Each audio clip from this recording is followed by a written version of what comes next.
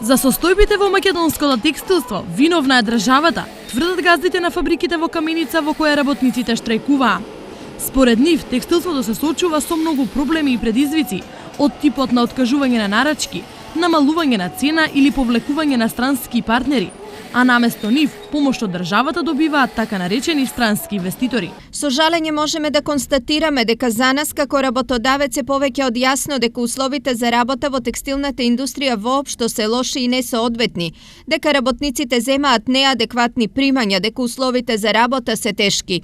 Но исто така си земаме за право да укажеме и на за нас неспорниот факт дека во време кога странските компании што работат во Република Македонија се субвенционирани, помагани и привилегирани од државата во многу аспекти битни за работењето на компаниите, домашните компании, особено компаниите од оваа индустријска гранка, текстилната индустрија, се оставени самите на себе во услови на нелојална конкуренција и постојана борба за екзистенција.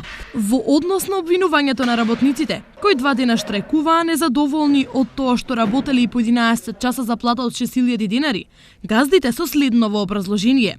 Изнесените тврдења дека работниците во нашата фабрика работеле по 11 часа дневно за плата од 6.000 денари се груба манипулација и невистина.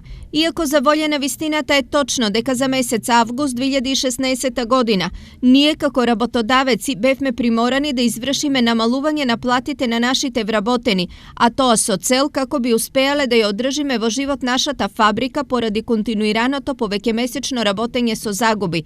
По реакциите на нашите вработени, делот од платата за кој беше извршено намалувањето, на секој работник поединечно му беше дополнително исплатено. Во компанијата во Каменица работат 170 текстилни работници.